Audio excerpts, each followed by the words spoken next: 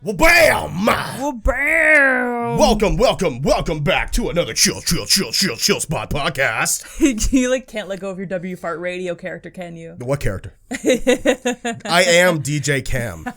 You could watch W Fart Radio right now, by the way. On our fucking YouTube watch channel. it. Check it out. Worked really hard on it. Check it out. Oh. You know what's really funny? Yeah. Sometimes this happens to us because, we're a smaller channel, naturally, and we don't make things that thousands of people watch, which I'm not... fuck you, but okay. Well, that's not a negative thing. I'm just saying, sometimes, because I post our videos on Reddit to, show off and stuff. Yeah. Sometimes we'll get people who dislike our videos, usually, one. But I gotta say, maybe this is just me, but whenever I watch content from a smaller channel, and I do actually watch some videos that get 40 views or something, really small channel stuff. Even if I didn't like it, I wouldn't dislike it. No, I would just leave it alone. Just leave it alone. Yeah. Who's out here watching this small creator be like, man, fuck these two. That's what I think. Yeah. Dick. See, I only dislike things if I think that they're problematic or abhorrent. Yeah. Not worthy of reporting, but still not good. Oh, I've watched. I shouldn't say good. Not productive. You just didn't like it. Yeah. And I'm not saying you can't dislike our videos. I just think that's to me, it's that. I feel like I'm a 5-year-old walking up to someone with my crayon drawing. Yeah. And being like, look at my thing I did. And then someone just goes, shh. Yeah. Fuck you, idiot. That was terrible. That was the worst. He spits right in my mouth or something, yeah. Just don't interact with it. That almost hurts more. Well, yeah, I mean, and because we often get so few likes as well, if we only have 12 likes on a video, one dislike is going to make the bar go burn, yeah. Exactly. Just leave it alone. And I'm not, again, I'm not saying you can't not do it. I just think it's funny. I just there's something funny in there. I just think about that. I think disliking is for if Trixie Mattel, the Trixie Mattel YouTube channel, the world famous Trixie Mattel, drag queen, if she all of a sudden started doing Fear Factor, gross out content, I would dislike that. Sure. Because she's a popular channel. She's established what she's good at. Mm-hmm. She's very good at branding. Mm-hmm. And all of a sudden, you're just eating maggots on YouTube for views. I would dislike that because it's no, you figured out your branding and now you're just veering off course to do lowbrowed gross out humor. Right. Dislike. Thumbs down. Don't do that again. That's what my thumbs down is saying is don't do that again. Yeah, and I've definitely seen YouTube videos I think a lot of people when they watch a big channel, I watch a lot of I don't know how else to describe it than besides fucking dorks. Fucking dorks reviewing video games. Yeah.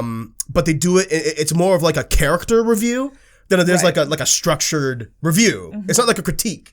It's more of just my little cartoon avatar is gonna make funny jokes about this game that I don't think is very good. Mm-hmm. In the vein. Yeah. Anyway, you know what I'm talking about. There are channels that I watch who get hundreds upon hundreds of thousands of views that sometimes I watch and I'm I don't agree with you at all. I think it's totally fine that you expressed your opinion, but I do not agree with it. But I guess that's technically what people who dislike our videos are doing. They're fine. I don't particularly like this concept. I don't particularly like, the way that you shot this. I don't particularly like your taste. And I know that. And I think that the liking system on YouTube is worthwhile to have. And again, I'll say for the third time in this podcast, it's fine if you want to dislike our videos. But there's a big difference between adding a single dislike to 10,000 dislikes. Yeah. And adding one dislike to 12 likes. Well, that's why I say I don't particularly like the like and dislike function on YouTube, because if a dislike for a small creator just shadow bans them effectively, just sticks them into the elephant graveyard of content. It's sent to the fucking shadow realm. That's not fair. I guess. That's not okay. But if someone with 10,000 subscribers, active subscribers, puts up a video that gets 500 dislikes, it's well, fine. Mm-hmm. A bunch of people disliked this. I won't do it again. Well, they get to have the learning experience. We don't get to have the learning experience because then we also have to readjust how we make things if we get a bunch of dislikes. And simultaneously try and win back that viewership and like get out of the elephant graveyard on YouTube. Right. That's so hard. That's so shitty. You know, when if nothing happens to a creator if they get a bunch of dislikes on a video. No? Like YouTube doesn't like turn around and it's like, what's wrong? Like, lights you on fire. But doesn't it like kind of hide it? Like the algorithm kind of hides it from more people if it's got dislikes? And doesn't that affect us more if we have a smaller following? I don't know about that specifically. I've never heard of a channel getting affected because of dislikes. Okay. I think what affects those are big channels. Well, yeah, but I think that like what really affects the algorithm is usually reports. And like more like strike heavy stuff. Right. But if you dislike a video, it might not show up on that person's feed more, but it's not going to like hide your video from everyone. Okay. As far as I understand, like maybe I'm wrong, but it's certainly what I understand. Yeah, because like that's why I said like disliking a YouTube video isn't like damning the channel. Yeah. I just think it's kind of funny. Yeah. Like that's all I'm trying to say. Yeah. It wasn't meant to be this whole like, well, us as small creators, fuck you, you know. It's just something I'm cautious about because, you know, if that kind of stuff is like making or breaking whether or not we get seen, that's like all that we try and do is like get seen. I mean, we try and make really good content that's worth seeing. Yeah. But like, please don't fuck me over. I'm so small and I have no money. Well, it goes to show, like, not to bring it to this place, but it goes to show how much power the viewer has on a channel, on something like YouTube. Yeah. Right? Where it's like, YouTube, people think that YouTube is all content creator driven. It's not. It is audience driven. It's audience 100%. Then again, most things are audience driven. When you get to when you get to sit in the audience chair, that's nice. You're like, yes, I love having all of this power. And then as a creator, I'm like, yeah, you might have a little bit too much power. I don't know, guys. I don't know about this. Yeah. I mean, dude, do you remember just the other day, I wasn't signed in to my YouTube account on my PlayStation, and we were going to go watch YouTube videos. Yeah. And I saw front page default YouTube suggestions. Like no algorithms, like has no idea who you are, YouTube. Oh my God. It's such garbage. If my videos the trash that get the views they do, of YouTube. But I am proud of the video, I think I'd be much happier if I was like, I don't know, like found Herobrine in vanilla Minecraft, and then like the fucking thumbnail is a guy like like Home Alone face. Yeah. Total O face. Or like or just like, you know, popular YouTubers, right? Like front page Dobre Brothers. I'm like, oh God. Yeah, fucking Keemstar, fucking like drama alert, like Yeah, it was a hard pass, dude. I was like, what is Jake Paul doing on your YouTube page, Cam? Listen, I'm not subscribed to the guy. His podcast is pretty good. No, I've never even listened to that. I haven't even listened to that. Tight and dry like that. So one of those guys? Yeah, no, I know. I have no time for the Paul brothers at all. I'm fine. Even like I'm not 14. Even like before they started being problematic, I was like, not for me, dog. I mean, I'll give. Who's the older one? Who's the bigger one? I don't know. Who's the larger Paul brother? I don't know. And why doesn't the larger one simply eat the smaller one for more power? Why didn't you just absorb the smaller one in the womb? You would have had way more followers that way. I think the older one is. I think Jake is. No, the older one is Logan. I'm pretty sure. See, I don't know. Yeah, I don't know. So anyway, Logan, we'll say Logan is the one with the wispy hair and he's jacked and he's a boxer. They're both boxers, but Logan is the one who's like been winning fights. Okay. Winning exhibition matches. Okay. Yeah, I was gonna say. Jesus. He had a Vine account that was funny. Oh yeah. Yeah, he was on Vine. That's where the popularity started. I remember him being a Vine star, like with like King Bach and all those other like famous Vine stars. Yeah, he had that one Vine. Like, even when Vine was alive, like, oh, you're famous on Vine. Oh, congratulations. Oh, this coming from you? You love Vine. I love how Vine turned everyday interactions into hilarious little bits. You're on the fringe Vine? My favorite Vines are like the little girl who's like chewing on something and goes, hey, do you want to be famous? And like, that's it. Right. You never hear from her again. Yeah. She could be dead for all you know. Yeah. Before I learned that he had a YouTube channel, like Drew Gooden and the like road work ahead. Yeah, I sure hope it does. Just like, that was just a guy. Yeah. When he was on Vine, like that was just a guy. I mean, Vine. And I didn't expect him to do it again. I was just glad that he did it at all. You know? I mean, Vine walked so things like TikTok and Instagram Reels 100%. and now YouTube Reels could run. Yeah, 100%. You know? Because the thing that I think, like, okay, so we'll talk about what we're going to talk about in just a second here.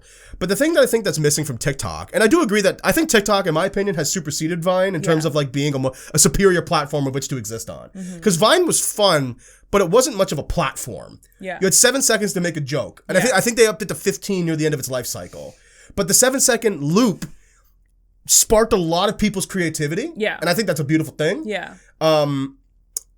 Kind of lost my point here a little bit, but like now we're getting to the point where like TikTok has had their like, we talk about this all the time, like 3-minute video limit thing. Yeah. Where people are now taking a 7-second joke and extending it to 3 minutes in 5 parts. Yeah. And it's like, bruh, you thought YouTube was bad? First of all, it's not about using the whole 3 minutes. It's about like, you making have it 3 effective. minutes if you need it, but if you don't need it, don't use all 3 minutes. Yeah. And you have any idea how many fucking TikToks I see where the first minute and a half is this guy going, guys, you're not gonna believe it. I saw the most amazing thing. The most amazing thing, guys. It was the most amazing thing. Like it was Poopy Shorts. Yeah. It was the giveaway. Literally. Why do you think I made Why that do you think character we up? made it? Like, where do you think that fucking came from? We weren't pulling that out of our ass. We see this all the time in our digital lives. So it drives me up the fucking wall. It drives me up the and like, listen, I'll be petty about it. It drives me up the wall that people like this get thousands of interactions. That's why we made it, because we were making fun of people, because those people are so successful. Yeah, they're so successful, and they're swindling you. They're taking you as a bitch. Okay, they're taking you for a fool, for a ride. Yeah, for a whole fucking ride. Yeah, and I'm not happy about it. But silence. Today, on the Chill Spot podcast, we're gonna have a little bit of fun. Yeah, we're talking about theoreticals and hypotheticals. Well, you love a hypothetical question. I love me. Me and my friends constantly talk about hypothetical questions. Some of your longest conversations just come from like a hypothetical situation. You'll like see somebody do something and be like, man, if you were an elderly person and could get away with anything just by being a cute little elderly old man, what would you do? Exactly. Yeah. By the way, I might be coughing a lot throughout this episode. I'm getting over a cold. Just to acknowledge the tiny elephant in the room, you know? But yes, I absolutely love a hypothetical, a theoretical question. Yeah. One of the best conversations I've had with my friends ever. We're all hanging out in a park in Toronto. And I looked over to a bunch of boats and I said, do you think that the 5 of us could like steal one of these boats? Like figure it out. Could we steal? And one of my friends piped up and said, yeah, for sure. And I was like, how would we do it? Right. And then we had a whole conversation about how we would do it. How you would steal a boat. Right? Yeah. And like conversations like that, in my opinion, like not to get heady about it, but like grow your relationship with people. Like it's about bonding and having fun and being stupid. Also, like not gonna lie, they like reveal some pretty true colors. Yeah. In people. I guess. Yeah. Hypotheticals are great on dates because that's how you determine whether they're or not the person that you're dating is an insane person. Yeah, really. Hypothetically, would you get vaccinated? And they're like, But like, would you? There's a great, again, talking about TikTok, there's a great TikTok, I don't know his name or anything, but he's like this big guy. Yeah, I know who you're talking about. The red flag guy? Yeah, it's like, oh man, like, Biden might not be great, but he's better than Trump. Yeah, it's funny. He's funny. Oh man, this menu sure is expensive. Thank God I plan on tipping 25%. Yeah. All right, enough of stealing this poor man's jokes. Yeah. I don't know his tag. Download TikTok. The first theoretical, Sam, that we go into today is the last video game you played. You are now trapped in that game/world. What do you do? What was the last game you played? The last video game that I played, like proper, was probably Grindstone. Most recently, yeah. And I would crush it. You think so? I would do so well in Grindstone world. No, but think about it. So you are transported to like the fucking mountain of the Himalayas where Grindstone fucking takes place or whatever. Yeah. And it's freezing fucking cold. Yeah. There's snow everywhere. Yeah. You're in the starter cabin. Yeah. And a guy goes, all right, here's your sword. Yeah. Go grind some stones. Like you think that like realistically you'd be able to do it? Yeah. Totally. Because the way, I mean, like, and in this world, does killing creeps in Grindstone, by the way, Grindstone, for those of you who don't know, because it's kind of an indie game, is like it's one of those like match 3 and like beat the level, like Candy Crush type things. It's a puzzler. Yeah, it's a puzzler. Where you like match creeps of a similar color and try and create the longest chain that you possibly can to achieve the goal for that level and beat it and move forward. I think that as long as it worked in that way, where it's like the creeps aren't like attacking you all at once. You just try and make the longest chain. I could do it. It would follow the logic of the game. It would have to. Oh, I'd be so good at it. I'd be so good at it. I mean, you already are good at Grindstone. I'm very good at Grindstone. Like, realistically, now, would you like? I think the biggest obstacle for you would be the cold. Yeah, fair. Honestly. But like, Would you turn blue like the main character? I was going to say, in the Grindstone world, like your character just simply turns blue. And he's like topless the whole time. Yeah. But he makes it. Would you also be topless the whole time? No. No? Actually, they introduced a new character. They introduced George's grandma. Oh, fun. Who is a legendary grindstoner. I love that it's the grandma. She was one of the pioneers of like Grindstone Mountain. Oh, that's fun. And like started the whole thing. Can you play as her? Yeah. Oh, that's so cool. You can switch between her and George now. Oh, and what does she look like? She's just like an old granny. Does she have her big fucking tits and hanging she like out? knits and stuff? No, her tits tied together in a knot. She wears a top. Okay, all right. She like wears a top. It's like a t-shirt. So like Right. she's still cold and stuff. But, That's fair. Yeah, and it's really cool when you start playing as her. Everybody in the game recognizes her. They're like, "Oh my god! Oh my god! It's so good to see you again." You're Granny Stone. Yeah. Maybe you would be like what's the main character's name? George. Maybe you'd be like George's daughter. You know? Yeah. George's daughter, Sam. Or like his niece, because he has a son already. He has a wife and a kid. That's right. There are so many things about Grindstone that I don't know. Grindstone is a great game. There's a lot of allegories for like capitalism and like working a minimum wage job that includes a lot of heavy labor. See, it's funny. I don't disagree with that at all. But there is something really hilarious about being like, Grindstone is a fun arcadey puzzler with match 3 elements. And it's also a criticism of capitalism. It's an allegory for capitalism. Yeah, absolutely. So yeah, I think like with its allegories and its puzzler platform, I think I would do very well in Grindstone. What would your weapon be? Would you just use the sword? I would use the Grindstone sword. I don't think you have this one yet, because No. you have not gotten as far as I have. No, you've definitely grinded Grindstone more than I have. But there's a sword where it provides the opportunity to create double the grindstones. Oh yeah. So if you create a chain of 10, you have to make a chain of 10 to get like the most basic grindstone, and then like 15 it's like a bigger grindstone, and like 20 is a bigger one. So if you get a chain that creates a grindstone, there's a possibility that it will generate 2 grindstones. Sure. Double the stones. Yeah. Yeah. And that would be the sword that I would use. Nice. Get double the grindstones. Sweet. Yeah. Sweet. Now, yeah. And you'd survive, you think? Like, Yeah. cool. Yeah. I would get to level 200 and like beat the whole thing. Nice. Conquer Grindstone Mountain. Conquer the daily grind, you know? Yeah. And you just live there forever. Absolutely. I think you'd actually live a satisfying life there. I have a very good life in Grindstone right now. Absolutely. Yeah. And we'll be right back for mine. Hey everyone, this is Sam here to remind you that we make sketches as well over on our YouTube channel. Do you want to see me do drag? Do you want to see Cam play a video game that's intent to kill him? Well, head on over to our YouTube page and check us out. Back to the podcast. So, the last game that I played is a game that I've actually only just recently started playing. It's called Dungeon Encounters. Cool. It's a Square Enix developed turn-based JRPG that is supposed to be like stripped down to like... Describe JRPG for those at home. JRPG means a Japanese role-playing game. Okay. That's all it means. Okay. It's a role-playing game made in Japan. Okay. It features anime characters and usually long-winded, overbloated stories. But this game is all about the battles. It's all about like it's supposed to be a stripped down experience, and it's very modeled after like old school tabletop RPGs and dungeon crawlers, games like Etrian Odyssey, which is not going to mean anything to you or perhaps the people listening. I was gonna say. That being said, but tabletop role playing games is like Dungeons and Dragons. Yes. Yeah. Like old school, like the idea of like so. It's like a video game, tabletop role-playing game. Yes, a little bit, but it doesn't have the role play in it. Okay. Like it's just all about the numbers and the fighting. It's all about like getting the best gear, optimization. Okay. If you're a fan of number crunching, check out Dungeon Encounters. Okay. I would definitely die immediately. The thing is that Dungeon Encounters, the whole game, is traversing a large 100-floor dungeon, floor by floor. Now, logically, no one in the game has to eat. So if we're going by your logic that the game's like internal logic also affects me, gotcha. I also don't need to eat. Okay.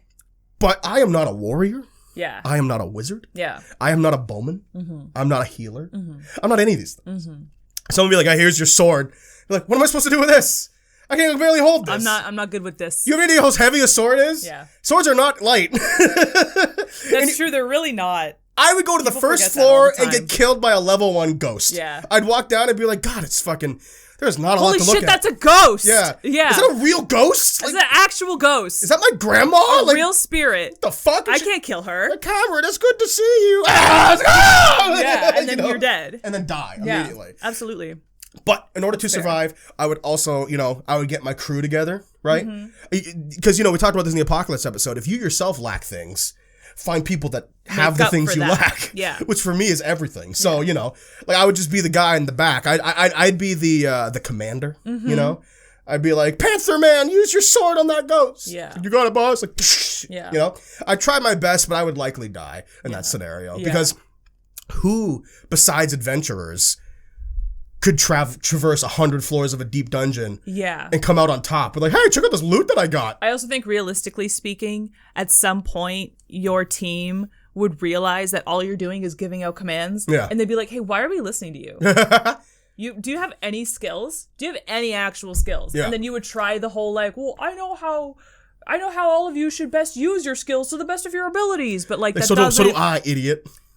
But it's funny because in Dungeon Encounters, out eventually. Dungeon Encounters is different than most JRPGs, where it's JRPGs are usually filled with lots of a huge cast of colorful characters with all different personalities. Would Fire Emblem be a JRPG? No, Fire Emblem is a turn-based strategy game. Okay.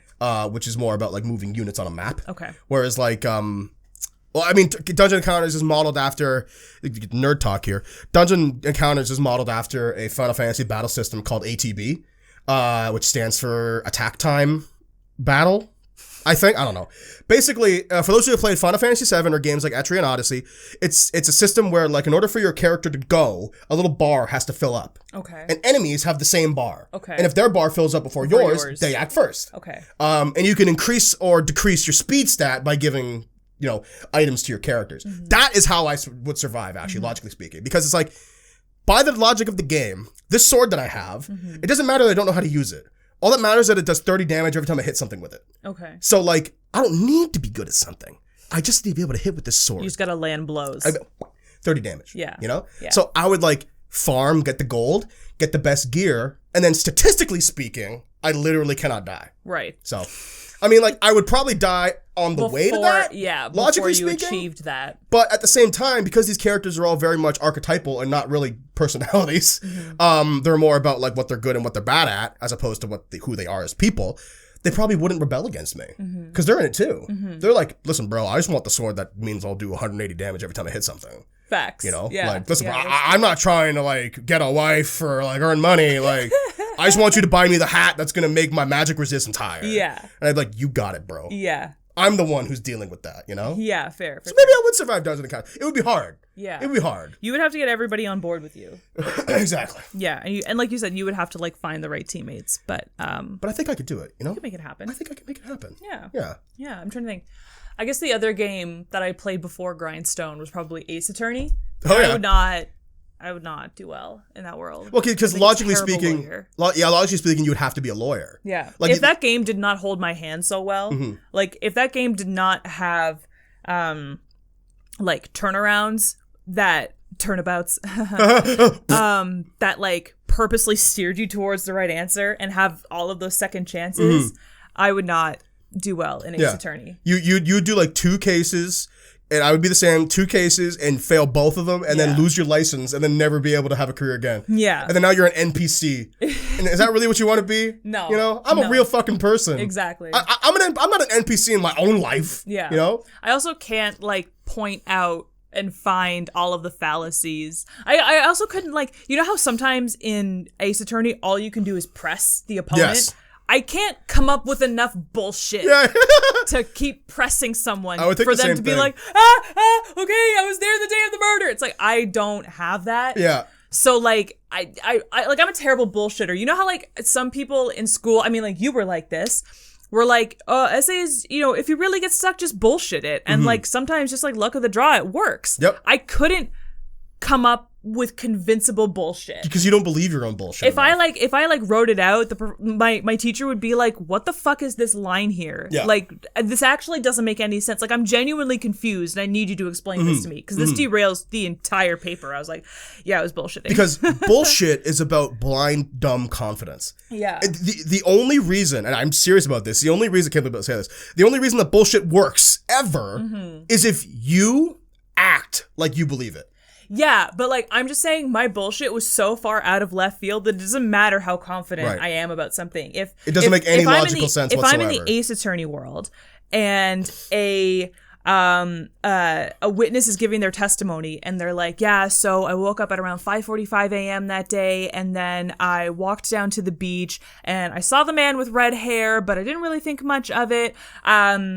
And then I would press them and I'd be like, so the man with red hair? And they'd be like, yes. I'd be like, what were you thinking when you saw the man with red hair? They'd be like, are you fucking kidding me? I just told you. I didn't really think anything of it. It was a guy with red hair. I see millions of people with red hair. And I'd be like, right. But this particular red hair, what shade of red was it? Was it more of an auburn or was it like a rust? And they'd be like, what the fuck are you talking about? And then Edgeworth is like, objection! Like, sir, like, this has nothing to do with anything. This has nothing to do with anything. I'd be like, I got nothing. No, yeah. You know what happened to me? That's all I had, sorry. This is what happened to me. Because it's a game, there would be logically times where, like, their testimony makes no sense. Yeah. Right? Like, they would say something that, like, is, like, an open contradictory to the evidence. Yeah. And I'd be like, what about this? But then, like, Edgeworth, whoever the fuck I'm facing off against, would just, like, counter that and totally invalidate it. And the kind of person that I am, they'd be like, fuck, he's right. Yeah. Fuck. Exactly. or you know, like Edgeworth notoriously forged evidence. Yes. How do you go up against forged evidence? Yeah, listen, bro. As a defense attorney, I have to trust that the evidence you're showing is real. And I can't just say, hey, that's forged evidence. Yeah. Like, that's not an option. Oh, no, that's a bold claim. Because it's so good that, like, the judge is, like, on board with it. It's also, like in the world of Ace Attorney, and also I just think, like, the world of, like, fucking law, to point out, you need to be really sure this is forged evidence if you're going to make a claim like that. Yeah. You know? It's all evidence backed up. Mm-hmm. Another video game world that I think would be really impossible to live in, and I'm 100% serious about this, is Animal Crossing. Really? Here's why. And specifically New Horizons. Because imagine, if you will, you are the master of your own world. Uh-huh. You are able to create your whole island to perfection. And the only conversations you can have with people on this island is, hey, nice tank top. Want some tennis shoes? Or I watched a movie the other day and it was a lot of fun. Or like, oh, I had an idea for a movie. Oh, but I forgot it. Hey, what was your name again? Yeah. You know, like every fucking, there is, and I'm talking every single day. Yeah. Like they'd find me hanging in my basement like 2 weeks. 2 weeks. Right. I wouldn't last a single 2 weeks. Because you're so lonely. Because every time I'm like, I want to go and get some important interaction with people and walk up, hey, a fossil, like, can you give this to Blathers? And then like on the way, run into Hans, the white gorilla Animal Crossing character. And he's just like, I want to be a movie star. And just keeps on walking on his day. Like fuck me what my day is like, right? Like, God forbid you ask me how I'm fucking doing, Hans. I love that. Fair. There'd be no interpersonal connection. Yeah. It's all skin deep. But then they're like, hey, I missed you so much yesterday. You're like, great, what did we talk about? Hans would be like, hey, you want to come over to our house? Missing me. Yeah, I'll go over to your house, Hans. And you go over and he sits on this little wood log and it's like, having you over is fun. And then you stand up and walk over to the fire. Yeah. Put his hands on the fire. Yeah. And I'm sitting in his house like, okay. You like look over at his bug. He's like, haha, I caught that yesterday. Actually, Hans, I gave that to you. Yeah. Yeah, but whatever. It's fine. Walks over to his bench, starts like hammering a new wooden stool. Hey, what are you doing? Oh, hey, I'm making a workbench. Oh, you have this already? Okay. No one gives a fucking shit about you in Animal Crossing. Yeah. There's no like, you can't go to like, you go to like Isabel and she'd just be like, hey, what's up? You need some help with your island? No, I need some help with me. Yeah, exactly. You build an entire new ledge. Like you build like a whole like bridge or something. And then someone just like, you work all day and all night. You raise 500,000 bells to build a new bridge. And then someone walks across it the next day and is like, wow, there's a new bridge here. Cool. I donated 50 bells to this. I wrangled a great white shark to build this bridge for you, Angel. Just say thank you. I discovered that coelacanth still exists. I found that out. Blathers didn't give a fucking shit about that. I single-handedly unearthed a T-Rex. I did. It took me 4 months. Did you know that there's every single kind of dinosaur bone on this island? I found that out. Why does somebody care? Like one person has looked at it. This is ridiculous. This is insane. I filled out my museum and Blathers went, good job. Great. You find those paintings yet? No, because Red keeps selling me fake ones. Fucking asshole. Fucking hate that guy. I found an authentic girl with the pearl earring and you said nothing. Yeah. Nothing. You said, cool, I'll hang it up. What do you fucking mean? I bought this from a fox on a boat. Why does he have it? Why is no one just asking why he has this? What the fuck? I tried to get the other side of the island today, and Lopez sat in the middle of the bridge and just wouldn't move. There's a bench at the end of the bridge. Did you know there are scorpions on this island? So many. Yeah, and I'm the only one who can get bit by them. And then in the summer, tarantulas. What's that about? Yeah, what are we living in fucking Australia? We don't want to do anything about this? Yeah, you go insane. Yeah. You lose your damn mind. You'd walk into your house and you'd turn on your radio like, I should clear my head, listen to some music. And you turn it on and it's like, like that's the music. And you're like, okay, maybe I'll just go to the KK Slider thing. And it's like, and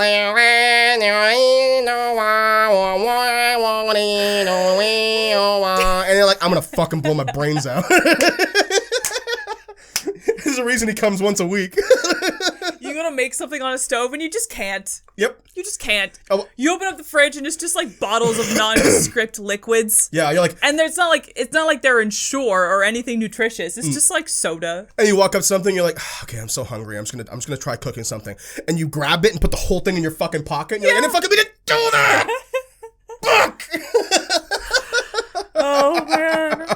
Oh my god. See? Yeah. See? It's not nearly as nice as you think. You're right. Not nearly as nice as you think.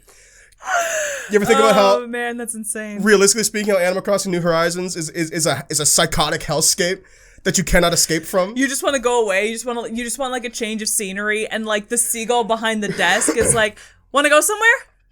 Cool. Where would you like to go? Oh, you pressed B. Start over. I really wanted to. No. Hey there. Hi, Dodo. Like, you want to buy a postcard? That'll be 200 bells. You want to buy it? Are you sure? I'm sure that I'm going to kill myself. Yeah. Oh my god. All right, Sam. Who gave me a net to catch this tarantula with? Who said that was okay? And I just grabbed it with my fist. Yeah. Threw it in my pocket. Yeah. That's it. Yeah. What the fuck is going on here? This is bullshit Animal Crossing. Why am I in debt to this tanuki? This is supposed to be fun. Yeah, I showed up on this island and the guy was like, here's your tent. And I'm like, cool. That'll be $400,000. It's a tent. You gave me a tent. You gave me a mortgage on a tent? Yep, everyone else has one. Who is everyone? Also, who is everyone else? There's 3 other people on this island. Yeah. What the fuck? How am I the only human? There are no other humans? Why does this deer walk on 2 legs? Yeah. Yeah. You walk up to the squirrel and he's like, yeah, I'm crunching my fucking abs. And you're like, what the hell is up with this guy? Yeah. What is this really jacked squirrel doing? He's not jacked at all. He's got fucking little noodle arms. He just thinks he's jacked. Losing my damn mind. God. But don't tell him that because he'll go insane. Can you imagine, Sam. like, you break the Animal Crossing algorithm and everybody becomes really self-aware? I don't even want to think about that. That sounds like a real, that sounds like a fucking Black Mirror episode. The gorilla's like, wait a second. I would eat that squirrel? Do gorillas eat squirrels? I don't know. If you put a squirrel in a gorilla habitat, would it not, like, fuck it up at least? It might it'd be curious and probably try to mess with it. It'd probably murder it inadvertently. Yeah. But I don't think it would, like, pick it up and be like, oh, yeah. Fucking love squirrels. Yeah. Love squirrel meat. All right, Sam, next thing. Okay. You're in a McDonald's. Okay? My happy place. And then terrorist attack. Oh, that's not as fun. What do? Pick where you start. Where are you in this McDonald's when the terrorist attack? I usually like to sit somewhere, if I'm sitting in the McDonald's, like if this is pre-pandemic and like I'm not, like I have my food and I'm like sitting. I'm not gonna lie, I'm probably just like looking out for myself. Well, yeah, naturally, you gotta save yourself. I'm not trying to be a hero. I'm not trying to get everybody out of there safe. I'm not taking people with me. I'm figuring out the best course of action. Even if with your closest friends, you'd leave them all behind. Yeah. You'd abandon them immediately. I really have to ask myself if I'm above that. And if I'm above, like, just saving myself. And like, you're with your closest friends and terrorists attack the McDonald's you're in, and you all stand up and you trip and push Shirk Boy on the ground to then run out and say, get him! And then you run out. No. I don't say get him, but it does become every person for themselves. You think so? Yeah, absolutely. Like, you don't expect anyone to help you, so therefore you're not going to help anyone. Yeah. Okay. Yeah. All right. Yeah. I see how that is. If I was with you, it would be different. That's true. Yeah. You would definitely be a priority of mine, naturally. Yeah. I would want us both to get out because I can't see my life without you. Now, imagine if But, like, I was always going to outlive Shirk Boy. That guy's not going to live the next year. Joking, of course. Yeah. Do you think that you would try to, like, do you think escape is just the number one thing on your mind? Yeah, it's getting out. Yeah. And then I would call for help. All right. But, when you escape and then, like, try to find somewhere to get help, people get hurt. Best case scenario, people get very badly injured. Mm-hmm. Worst case scenario, they get killed. Right. So some of you may die, but that is a sacrifice that I am willing to make. What is that from? Shrek. Is it Shrek? I thought it was Shrek too. It's the first Shrek. Shrek as well, not Shrek 2. Yeah. Yeah. Okay. Cool. Yeah. It's Lord Farquaad. We'll be right back with my answer. Do you want to stay updated on everything ChillSpot, from our Twitch stream schedules to posts about new videos? Be sure to follow us on social media at ChillSpot Show on Instagram and Twitter. Back to the podcast. So, I think I'd probably be in line, knowing my luck. I'd probably be in the most vulnerable place possible. Right. Right out in the open. Right. Surrounded by people. Right. Like waiting for an order. Yeah. Yeah. Well, unlike Sam, my immediate thing would be like, I need to assess everyone that I'm with, assuming that I'm with people in this McDonald's. Right. If I'm inside a McDonald's, I'm likely with someone. But by myself, I go through the drive-thru, right? So Okay. I'm at least with one other person. Okay. Minimum, right? So I need to make sure they're safe, Mm-hmm. get a lock on where they are. And then because I'm not fucking Jason Bourne, I probably wouldn't try to fight back or anything. No. But I think the safest place to be if terrorists are attacking is likely the kitchen. Okay. Because of how tight everything is back there. Lots of cover. Lots of means of defending yourself. Terrorist comes to the back, I grab a thing of hot fries with the oil in it, whoosh, get him in there, Gotcha. And also, we're assuming that terrorists are coming from every entrance and exit. Like, assume that, like, the back ones are also, terrorists. Like, at least one terrorist are coming in. Yeah. I think, even with that, there's only usually one back entrance. That means there's only one terrorist to deal with. And they might have a gun. They might have a weapon. I think multiple terrorists can enter through the back door. I just said at least one through every entrance. Yeah. Like, hypothetically. Okay. So, like, with all the entrances in the front, that means there'd be, like, at least, at most McDonald's, two, or at some, like, 3 or 4. Yeah. Like, terrorists coming in, Yeah. So that's a lot to deal with. Yeah. Versus, like, one terrorist, and you're with, like, your friend, right? Like, I don't know. I think that I could take one terrorist in a McDonald's in the back. If I could surprise them. Okay. Yeah. Okay. Yeah, okay. Yeah, no, you could. You definitely could. I think realistically speaking, though, most terrorists have plans, and they know that one person in a building full of people is not, even in a certain section, is not going to go over well. They need at least 2 people. Realistically, more. Okay. I think you're getting, like, and I understand what you're saying about the back of the McDonald's being tight, but I think you're getting, like, 3 terrorists in the back.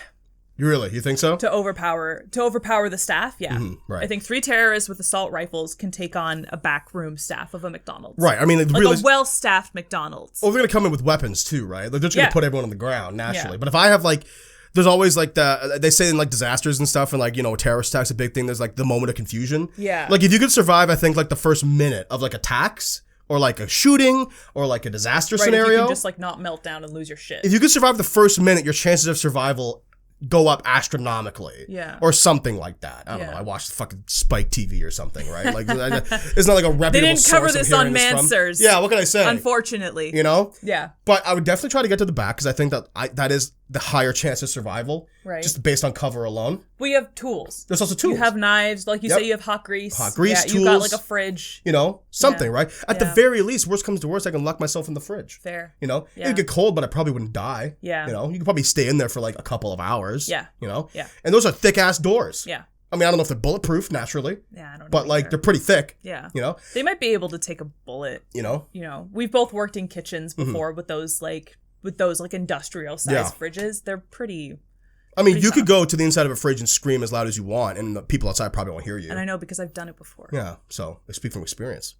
But definitely try to get to the back. And then I would probably also escape, honestly. Because getting out there is the important part, right? Yeah. Hopefully with everyone you have with you. The other thing about being in the back of the kitchen is that you can like duck down behind all of the stuff of a McDonald's and just kind of like slide out the back door. I don't think you can do it quietly though. I think the door is your biggest obstacle. Definitely. You can hide as well as you want, but that door is loud. Definitely. Like that's like one of those like metal like push doors and there's just no quietly opening one. Well, what you would have to do is get to the back door, get out, and then find a way to block or barricade the back door so that no one can follow you. Yeah. Because now that you're free from the But situation. then you're fucking over everyone else. But here's the thing. Assuming that you have the wherewithal to move quickly, like let's say you have even like a 2-second head start on these terrorists. Like you're in the line of McDonald's, like, yeah, can I get a double quarter pounder? Okay, great. And you look outside and there's terrorists coming, and like you're the only one who sees that, and you clock it immediately as like those are fucking terrorists, and they're gonna attack this McDonald's right now. I have to spring into action. I would legit like turn whoever I'm with, like grab whoever I'm with, and be like, there's terrorists coming, and they'd have to just trust me. Yeah, and. You know how McDonald's nowadays, there's no more like, there's some have a back door on which to get behind the counter, but a lot of them just have that like separate partition in the middle. Yeah. Like it's just like an empty space that employees can come and go through. Right. To get to at the front counter. At the front counter. Yeah. I would then beeline behind that. Yeah. And immediately duck down behind the cash register. So like trying to like slide. And then let the shit pop off for a minute. Yeah. You know, obviously, maybe I'd also warn people. I wouldn't just be an asshole. I'd probably be like, everybody get down! That guy's got a gun! Yeah, that guy's got a fucking gun! Yeah. And then immediately run, and in that moment of confusion, try to use the chaos to my advantage and get as close to the back door as possible. Now, obviously, like you said, there's going to be at least 2 to 3 terrorists coming through the back door because they're smarter than that, right? Yeah. They planned for this kind of thing. Yeah. So what you have to do is hope that in the chaos and the confusion, hopefully no one gets hurt, but then the terrorists are distracted enough that you could either maybe like take one down or like get by them. And the sad reality is that when terrorists come to attack the McDonald's, they're going to put everyone on the ground and put everyone in ransom. Yeah. Ideally, they're not going to kill anyone because they don't want to kill anyone because that's what the money is. Yeah. Right? Exactly. So they just want like attention. If you could get out and barricade the door, that saves you from being in that scenario. And like, sure, maybe people are trying to escape after you, this, that, and the other thing. But now, like you said in your scenario, like you're free. Yeah. You can call the cops. You can call the authorities. You can call the fucking Supreme Court. Yeah. You know? I just realized that this doesn't work if you live in a place where there are open carry laws. Oh, could you imagine in Texas? Can you imagine in Texas, somebody walks up to a McDonald's with a gun? That's a Tuesday. I was going to say. Like, holy shit. And it's just like, it just makes, not to disarm this, but like that just makes like pro-gun laws just like all the more frustrating for me, is because like how do you determine when there's danger? I mean, Chad Muscles over here has a fucking bazooka on his back. I was gonna say, like, people walk into Walmart with an AK-47 and then get another one at that Walmart. And say, how do I know that you're not the fucking terrorist? You know, at any given time, you could just decide to just pop off and like pop off. Well, you see, Sam, that's why we got patriots with open carry to fight back against terrorists. You look like the terrorists, but I digress. That chaos moment would be nuts. I digress. In Canada, at least, where we live, in Ontario, you alert everybody, you know, you see a bunch of people, you know, sliding out of a van with a gun. You're like, there's a bunch of guys with a gun. And then your plan carries out. Yeah. You know, and then hopefully you alert the authorities. Yeah. I think this scenario becomes hard mode if you do it in an open carry state. Because the chaos section, like the section of like the chaos, you'd have to fight both terrorists and then gun nuts who like, granted, like, listen, I'll give the gun nuts some credit. They would probably focus on the threat of the terrorists more than the other people. And like, I'm going to give some, now listen, this is not true for everyone. And you're going to refute this, obviously, but I'd like to hope most people who are open carry, especially in a state like Texas, have some kind of gun training, have some kind of firearm safety training. I'm going to assume that. I'm going to assume that 50% of the people in this McDonald's with open carries. You're already assuming that you can get to the back of a McDonald's during a terrorist attack as well. So, like, you know, suspension of disbelief. Of course. We're talking about terrorists attacking a McDonald's in Ontario. Yeah, it's like, what's the gain here? Yeah. Like, what was the? That's the other thing too. Is like, why would you rob a McDonald's? Or sorry, why would you terrorize a McDonald's? It's just a place where you could be, right? Yeah. But in hard mode in Texas, you definitely would have at least half the people in the who have open carry. Yeah. I like to hope have firearms training. Yeah. Or they're like an old sheriff or something who like knows how to use a gun. Yeah. Like they're not or just like an enthusiast who goes to the gun range semi-regularly. and knows how to safely operate this firearm. Yeah. Of course, that being said, the other 50% don't. Yes. So that chaos moment, you're gonna have a lot of bullets being fired. That's hard mode. People are gonna drop. Yeah. Like, sure, some of the terrorists might die, but most of the people might die. Honestly. Yeah. I think I'll probably make it to the back, and the fact that someone sees me running, might assume that I'm a terrorist. You'll be one of the stories who like get out. Yeah. About the like you'll die. I die a martyr. Your story will be on the news. The McDonald's terrorist martyr. You'll be in the middle of trying to save somebody, and then you'll wind up on the news for it. He protected the fries. Yeah. Of course, his blood ruined the whole batch, but he made sure that those terrorists didn't get close to those fries.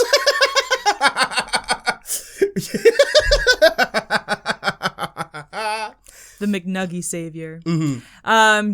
Yeah. No, I don't think I would survive a terrorist attack, realistically speaking. I mean, in but general. if I had a fighting chance, it's just, I'm sorry, it's every person for themselves. Sorry that's about one of those, like, okay, so everyone knows about like the fight or flight reaction, right? Like every human has a fight or flight reaction. Every living conscious being has a fight or flight reaction, right? Yeah. I think that something like a terrorist attack where there's multiple people with firearms, that's an automatic flight. Yeah. Like, you're not going to win that fight. Yeah, it's actually, like, see, my reasoning for, like, I know it sounds cold, but my reasoning for every person for themselves is that if we all look out for just ourselves, if we are all responsible for our own wig, then we all have a better chance of getting out because nobody has dead weight. I'm assuming that I would be dead weight if somebody tried to help me. So let's just cut it off of each other and let's all focus on getting ourselves out. That's fair. That's fair. I mean, that's also like, we're also like, don't get me wrong with this hypothetical, like we're assuming the best case scenario that like you don't immediately fall into shock. Yes. You don't immediately freeze, because that's another reaction. The fight, flight, or freeze reaction. I feel like that really should be a third one. It is a third one. Is that right? I didn't know that. It's recognized in like therapy environments as a third reaction. Okay. To stress, yeah. Well, because that is a stressful situation to be, right? Absolutely. Like, totally off topic what we're just talking about. The amount of people who think, like, oh, I watch true crime shows, like, I can handle violence. It's like, but not in real life, though. There's a big difference between seeing someone, like, bleeding out on the floor from a gunshot wound on CSI than, like, in real life. Yeah. You know? Yeah. Most people are regular fucking people. Yeah. Who, when they see genuine human violence, would like freeze or be sick. Yeah. And I think that's a totally normal psychological response. Oh, absolutely. If I may be so graphic, I've heard stories from people who have murdered people who aren't, psychopaths, people who either had to do it out of self-defense, right, or people who just made a bad decision, that they were just genuinely shocked at how much blood there was. Oh yeah. Like when you see it, like it's one thing to see a pool of blood on like a CSI or what's the other Criminal one? Minds. Criminal Minds, thank you. It's another thing to see like literally how much human blood there is without the help of a special effects team creating it for you. And let me tell you, that's scary. That's a scary thing. If I see one person get shot and bleed out, I'm freezing. Oh, for sure. That's terrifying. And that's another thing, dude. You have to remember this, where it's like blood is like, there's a reason why in like killer movies and like organized crime movies, there's people dedicated to cleaning up murder scenes. Yeah. Because it's fucking hard to clean it up. It's a whole job. First of all, even if you manage to get rid of all the visible blood in your room, wherever the fuck you killed someone, you shine a UV light on that bitch, the DNA is still there. Ooh. You need to actually disinfect every single surface in this room. Yeah. Because blood gets everywhere. Or just burn it. Oh, just burn it to the ground, some things you just gotta fucking burn. Yeah, it's true. Yeah. Actually, on that note, Sam, we're going to skip down the list a little bit. Okay. Do you think you could evade the law or get away with murder? No. Me neither. I don't. No. But let's ruminate on how we might. Because, first of all, let me just perfectly say, I don't have it in me to kill anyone. I was just going to say, I'm not a violent person at all. Let's do a really quick disclaimer here and say that I do not have, nor am I ever planning on, murdering another human being or living organism. Yep. Right now. Okay, FBI, I don't want to kill anyone. I don't have the capacity to kill anyone. I do not have any plans to literally kill anyone. This is purely a hypothetical for entertainment purposes only. Mm-hmm. I think we're good. You don't need to do a 10-minute spiel. It's okay. I just really don't want anybody to think that I'm actually going to kill anyone. Okay, let's get dark. I don't think anyone is going to think you're going to kill anyone. Let's get into it. Realistically speaking, I think if you're going to kill someone, you have to do it like 2 towns over. Or even like a province over. Far away, yep. Like if I was going to kill someone, I'd drive to like Manitoba. Yep. And like kill someone there. I also love the good old Icicle Riddle. Oh, you stab someone with the icicle and then it melts, so there's no murder weapon. Mm-hmm. But I think what makes the most amount of sense for you, like what you just described, is getting rid of evidence. Because the hardest part, realistically speaking, based on my experience with crime shows, is that getting rid of the body is a massive obstacle. Yeah. And forensic science is really good. It's really good. It like way better than anyone, I think, actually gives it credit for. Like, they'll pin you somewhere. Like, think about all the things. You would have to not take your cell phone with you. Yep. You would not have to take your car. Yep. Because if your car leaves the province, they're going to notice, like, hey, like, your car's GPS pinged off the satellite in Manitoba where this person was murdered. Or there are, like, there are traffic cameras. Exactly. Yeah. You would have to, like, completely change your appearance. Yeah. You'd have to, like, I'd have to shave my beard, get, like, shave my head down. Yeah. And then after the murder, get back to where I live. Yeah. Give the car back. You'd have to rent a car under a fake name. Or just somehow have, like, an unregistered car and, like, just not get caught with it. And you'd have to hope that no one sees you. Yeah. There's so many fucking obstacles. Because, especially, like, because a lot of people think, like, oh, if you go, like, 3 towns over from where you live, no one's going to recognize you. But that also makes you stick out. Yeah. Because people are better at recognizing strangers than you think. Yeah. And people are better at picking up on suspicious activity than you think. Also, like, if you were to drastically change your appearance, like, say if you were to shave your head, people would notice. People would be like, why'd you shave your head? Yeah. You come back to here and be like, hey, Cameron, you were gone for 2 days. Why'd you shave your head? Yeah. Or, like, you're a completely bald person. And that's the thing, too. Like, you can't just, like, start wearing a wig. No. Or, like, a fake beard. Or, like, dye your beard even. Yeah. It's really hard. You would have to be somebody that nobody cares about. You would have to cut ties. You would have to, okay, here's how it is. You would have to cut ties with your family and friends for like years. To the point where they're just like, yeah, Cameron, just like stop talking to us. And it's just kind of the way that it's been for like 3 years now. And then go commit a murder. I actually disagree with that. I think so? The best thing you could do if you really wanted to kill someone, hypothetically, is hide in plain sight. Because no one will think you're suspicious if you're not suspicious. Literally. That's like human psychological, fair, right? Yeah. I drive to Manitoba. I murder some random idiot on a farm. And then I burn his fucking house down. And then I go back with my rental car and my fake name, wipe all my prints down from all over this car. I buy a burner phone, registered to my fake name. I fucking destroy the phone at the end of it. That guy's house is burned down. I set it up to look like an accident. Maybe he's got a tractor. I cut the gas thing and make it look like it leaked. Yeah. Make it all look like an accident. And then I come back to my life and I tell people, hey, I'm going to your house for 2 days. No one would suspect me going anywhere else. But if I'm away for 2 days, it's not suspicious. Of course, like you said, the appearance thing would be an issue. Yeah. But like, if you there's a lot of ways to change your appearance subtly that can make you look like a different person, right? Holding your posture in a different way, holding your, the way you breathe, the way you walk. Didn't they prove this, that like the Clark Kent effect actually really works? 100%. Something That's as exactly simple what I'm as talking like about. putting on glasses or taking off glasses when you normally wear them is enough to fool people into not recognizing you. People think I look completely different without glasses on. I'm a completely different person. Yeah. And if you don't know who I am, you're not going to register who I am, right? Yeah. And the Clark Kent effect, you guys are absolutely right. Clark Kent, in theory, is not a confident person like Superman is. So he hunches over. He's a less confident person. Christopher Reeves did this so well. Somebody pointed it out in a post on Tumblr I saw the other day, and it was like, so yeah, like he got like instantly like hunched over. Like he had the physicalities of Clark Kent and Superman like down to a science. It's you know what it is? With an alter ego, it's not making people believe that you're not that person. It's being someone who definitely can never be that person. Yeah. And that's the same with getting away with murder. Yeah. You have to present myself as someone who could never kill someone. Because you would never suspect that I drove to Manitoba and murdered someone and burned their house down. Yeah. You just have to live that life. You have to live the persona of like, there's no way Cameron could kill someone. Yeah. He doesn't have it in him. Yeah. Right? Totally. And that's hiding in plain sight. Yeah. Not that I would do it. It's a good idea. It's either that or like I said before, like full... or just disconnect, yeah. Full disconnect, and then you wait like a long ass time for that disconnect to become the new normal. I mean, that's how the fucking Unabomber got away with it. Unabomber lived in like the bumfuck nowhere forest mountains, and then on a whim one day, someone was like, that guy's really weird. And then someone checked out his shed, like, a lot of bomb stuff in here. No. But, I mean, like, it was ultimately his brother who turned him in. Yeah. But, yeah, no, I love talking about this stuff. Let's take a break and then talk about it some more. Okay, be right back. All right. Hey, did you know that I'm an independent artist? I only talk about it all the time. You can follow me on social media at Cameron Draws. I do cheap commissions and cool characters. Come follow and hang out. Back to the podcast.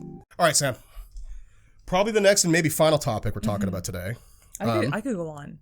Oh, we can go on forever. We really could go on. This could be a 2-hour podcast episode. Yeah. Like, I love talking about shit like this. It's really stupid and fun. Pardon me. If you were a ghost, who would you haunt and why? And how would you haunt? Oh, I would be such a, what's the word? A malicious ghost. Like a poltergeist? Oh, I would haunt everybody who ever did me wrong.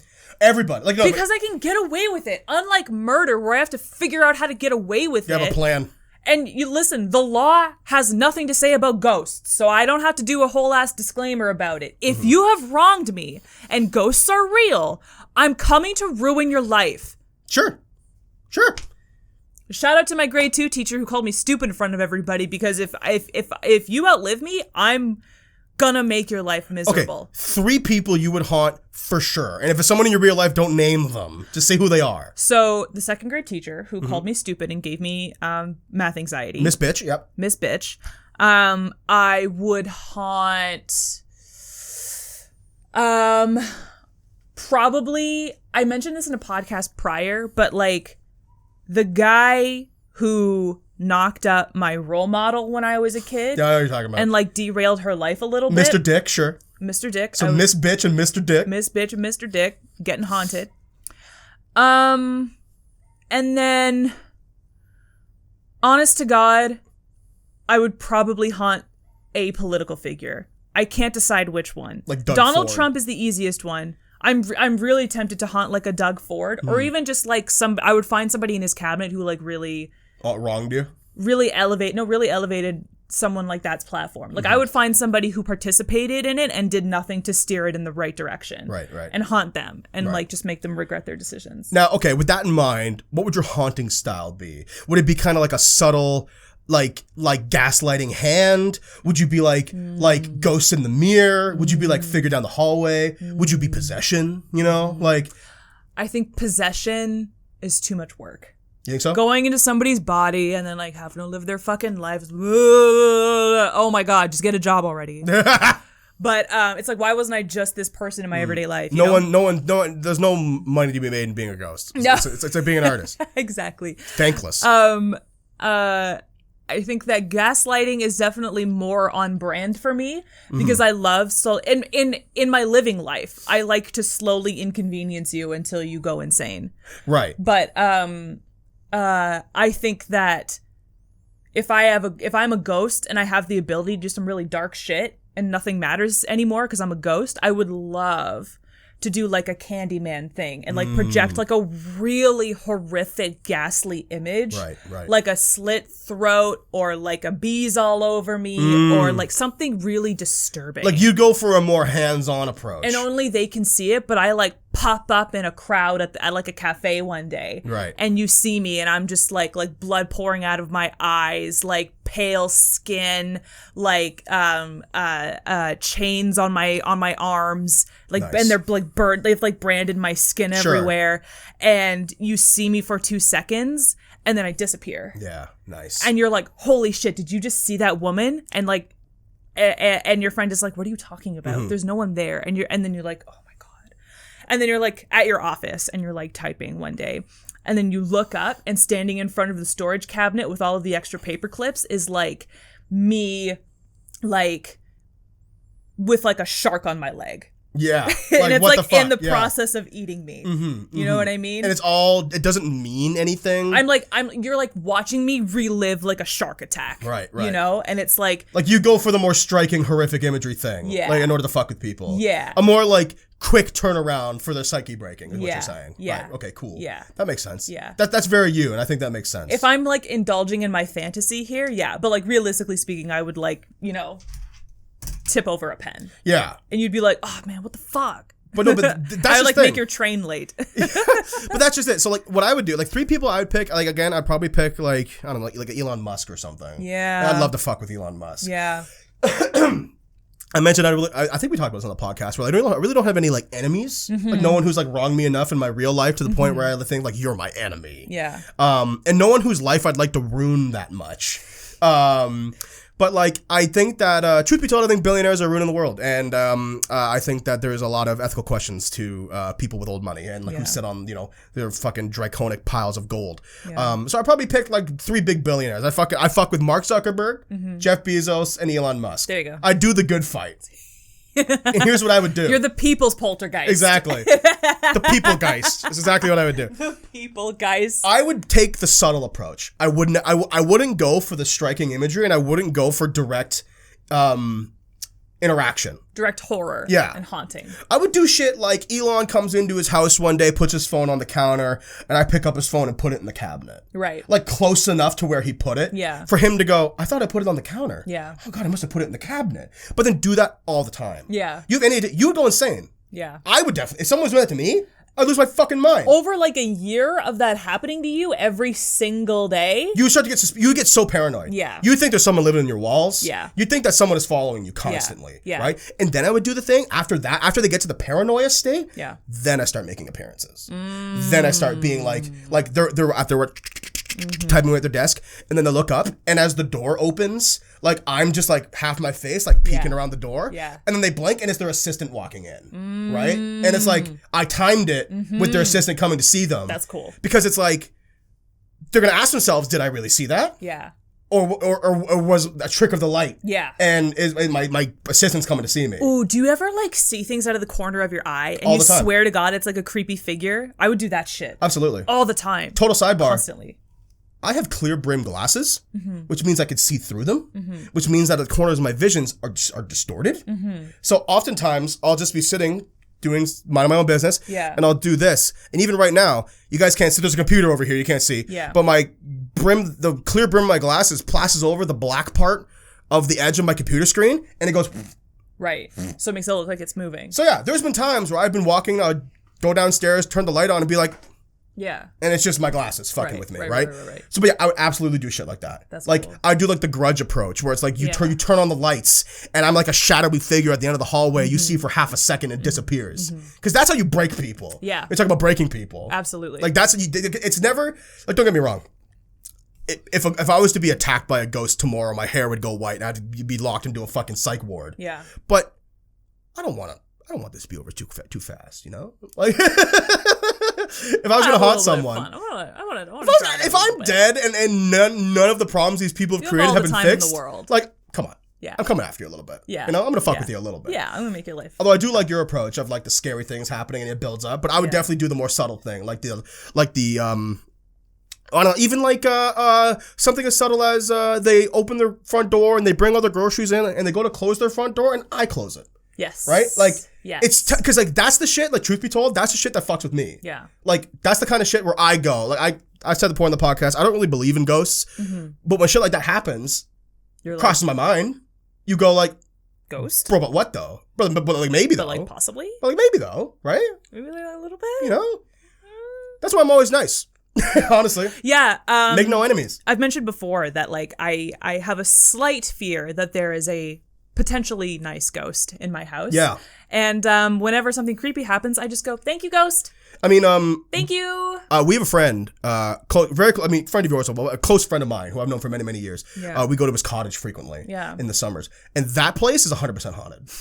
Like, and I don't believe in ghosts, and that place is haunted. Okay. Because every single person in my friend group who has slept in that cottage has had what they would describe as a paranormal experience. Oh, I haven't. Because, okay, I'll tell you, most recently, went to his cottage just like this last summer, post-vaccinations, of course. and my friend was telling a story about how he woke up in like a sudden panic, as if someone was in the room, and like looked around and like calmed himself down, like, okay, whatever, must have been nothing, and then fell asleep, and then felt something pulling his arm. Wow. And then the same night, I was sleeping alone in the bedroom, and I woke up to the feeling of someone standing right next to me. And Sam, if you can imagine, like, it's a dark room, and like it's not like the moonlight's coming in, so it's not like so dark. Yeah. But like it's dark enough where it's like everything is like cast in shadow. Yeah. There's a blue hue. Yeah. And imagine like you can see the room clearly, and then like imagine if like this part of your vision, like where I'm like this part here, it was all black. Right. As if someone was standing there right next to me, blocking the light. And I shot up out of bed, and of course nothing was there. Yeah. But that happened on the same night, right? I don't believe in ghosts, but that something's going on. What a great way to fuck with somebody then. Of That course. ghost is doing a great job. Yeah. Congratulations. Where do you think I got it from? Yeah. Where do you think I fucking got it from? Yeah. Just like literally pulling someone's leg in their sleep. Honestly. Yeah. And like, there's an explanation for everything. Like, obviously something else is happening. Honestly, I think if you're scared enough, your muscles Well, tense up 100%. enough to make you feel like someone is like pulling on you. We also all think it's haunted. Yeah. So there's like a psychological group think that like Yeah. a lot of, like, seriously, if 5 people And get again, together. you don't wear your glasses when you sleep. No. So like your vision's not the greatest. So there could be blind my spots. left eye could have been closed. Yeah. I could have been doing this. Yeah. The Forrest Whitaker eye. Well, I often, like, this is kind of weird thing I do, but like total off topic, but like sometimes when I lay in bed and it's dark, I'll read my phone with one eye, just like this. Yeah. It's actually, I really try to not do it because it's bad. It's going to weaken my left eye, and I don't want to do that. Yeah. But regardless, that happened, and that's what I would do if I was a ghost. Okay. All right. Last thing before we end the podcast to try to get through this before we need to take up that break. Okay. 3 genie wishes. What are they? I think I have them. Okay, you go. And then So- we can do mine after the break. First wish, we talked about this the other night. Have a taste for every food on the planet. Yes. I want to appreciate and like every single kind of food on the planet. Yeah. I want to be like With like a ferocious like I love it. taste, like love for I it. want to eat fucking raw Brussels sprouts and be Yeah. like, this is the fucking bomb. Yeah. You know, like that's what I want. Yeah. Right. Second wish, to be able to understand and speak every single language That's a great one. on the planet. That's a really good Being one. able to eat every food, being able to talk to every person, that'd be an amazing experience. Third one is tough. I haven't given this too much thought. Third one, what would it be? I gotta think of something good. I don't want anything like, I don't really consign to the idea of like, I wish for $1 million. Like, I think that's a waste of a wish. A wish is a powerful thing, you know? You want to wish for something that's going to change your life forever, you know?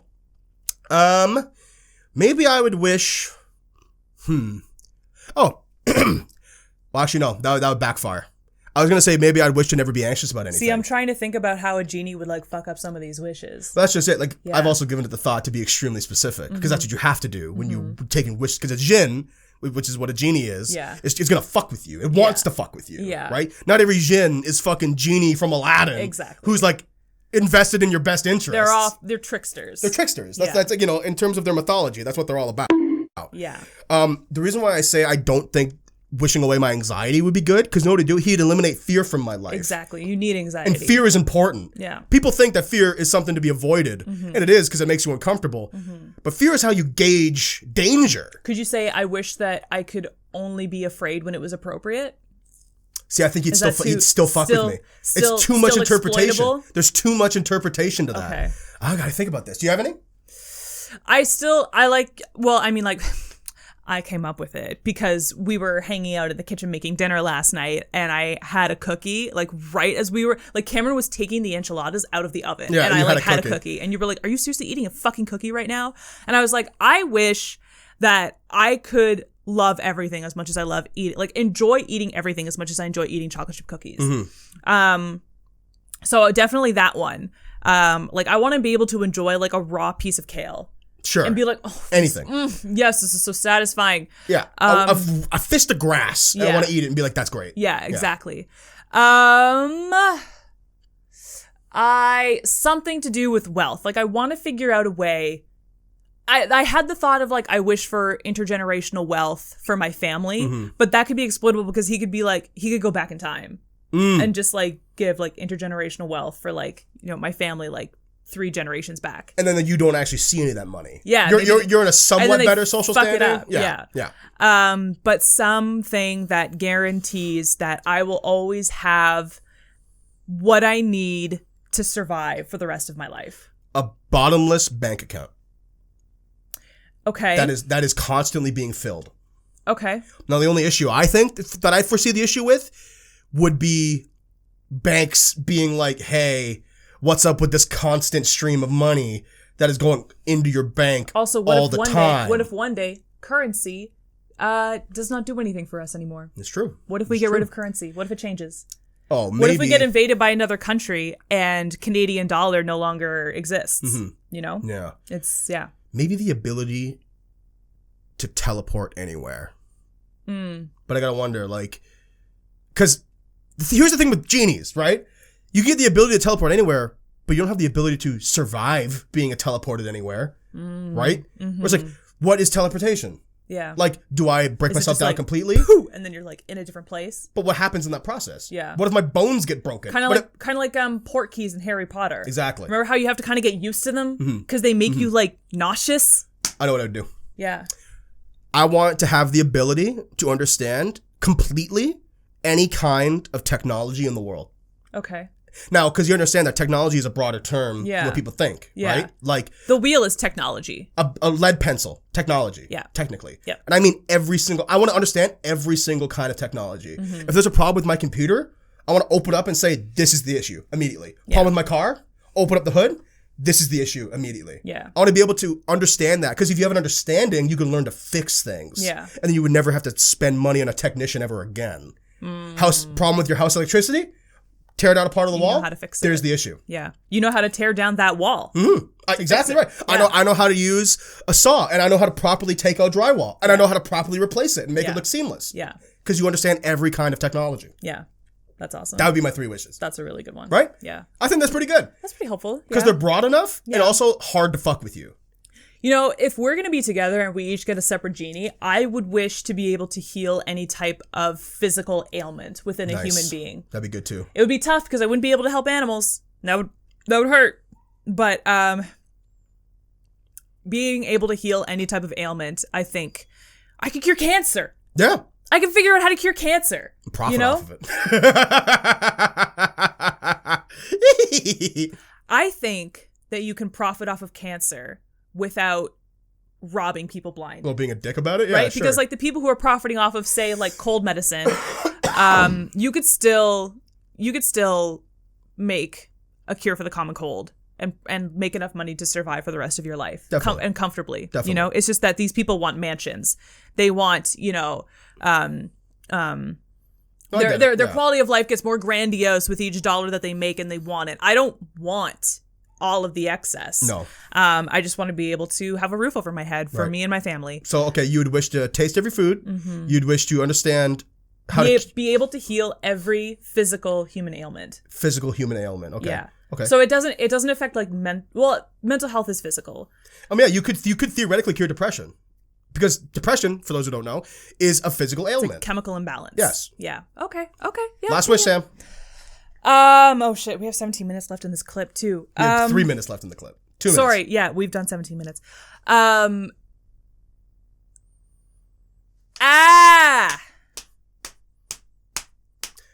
Wish. I wish my cat to be alive forever. It'd be torture for that cat. Not this cat. I also wouldn't want to be immortal. Yeah. I would never want to be immortal. No, I don't want anything on this planet to be immortal. Do you have any idea how fucking like desensitized you would be after living 200 years and having all the friends and family you've ever known die twice? As scared as I am of death, like immortality sounds like hell. Exactly. So, I'm gonna end the podcast. I would wish for